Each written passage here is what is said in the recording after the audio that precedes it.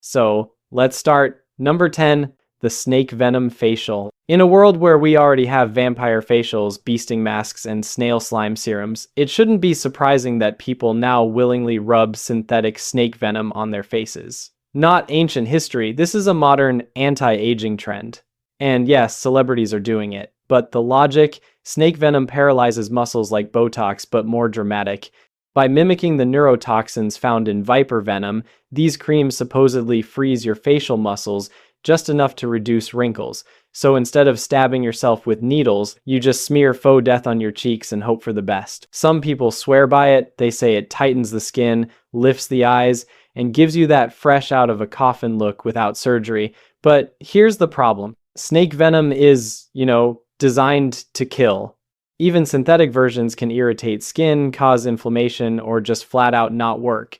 Plus, it's expensive, like maybe just age gracefully instead expensive.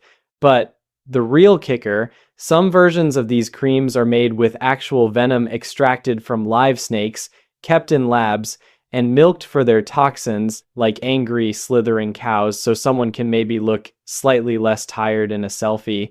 So yeah, somewhere a snake is hissing in confusion, while a Hollywood actor smears its venom on their forehead in pursuit of eternal youth.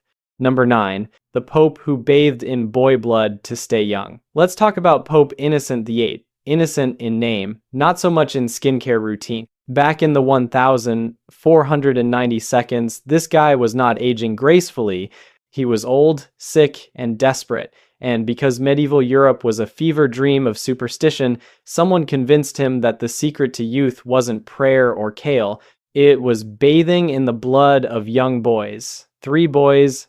That's how many were reportedly drained for this papal fountain of youth. The idea was based on sympathetic magic, the belief that youth and vitality could be transferred through physical essence, and apparently no one stopped to say, hey, maybe just take a nap instead. It gets worse. Some accounts say the Pope didn't just bathe in it. He might have actually drank the blood, hoping it would act like some kind of medieval Red Bull. The end result? He still died. Horribly. Probably from a combo of illness, age, and the fact that drinking blood is not a health hack. It's how you summon a demon. The tragedy here, besides, the obvious, is that this moment marked one of the first recorded instances of what we now call parabiosis, the idea that young blood might rejuvenate older bodies. Scientists today are still testing it, only now it's done with mice and sterile labs instead of child murder and church incense. So next time you hear about billionaires buying teenage plasma, just remember, the Pope did it first, and it still didn't work. Number 8. The monkey testicle transplant craze of the 1,920 seconds. This is one of those stories where you're like, there's no way this is real. And then history slaps you with a banana and says, oh, it happened. Meet Serge Voronov, a French surgeon in the 1,920 seconds, who decided the best way to reverse aging was to transplant monkey testicles into old men. Not around them, not near them, into them. Voronov believed that the secret to youth was hormones, and he wasn't wrong about that part. But instead of inventing, say, hormone therapy, he went straight for surgical madness. He'd take slices of monkey testicle tissue and graft them into a human scrotum, claiming it boosted energy, sex drive, and vitality. His clinic? Booked solid. We're talking hundreds of men lining up for the simian upgrade. Aristocrats, politicians, even scientists. They all wanted a little piece of the fountain of youth from a baboon. It was so popular that a black market popped up to smuggle monkey balls into Europe. Voronov became a celebrity. He wrote books, threw parties, and probably made awkward monkey puns. But, of course, the results were inconsistent at best. Most patients didn't notice a thing, except maybe regret and an increase in banana cravings. Eventually, the scientific community caught up and realized, oh wait, this is nonsense. By the 1,940 seconds, his reputation was toast, but the legacy of men risking it all for vitality, it's alive and well. Number 7, Victorian ladies who ate arsenic for that porcelain glow.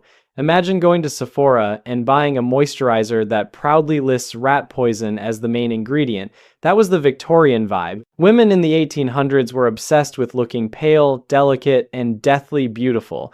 So naturally, they started eating arsenic. Why arsenic?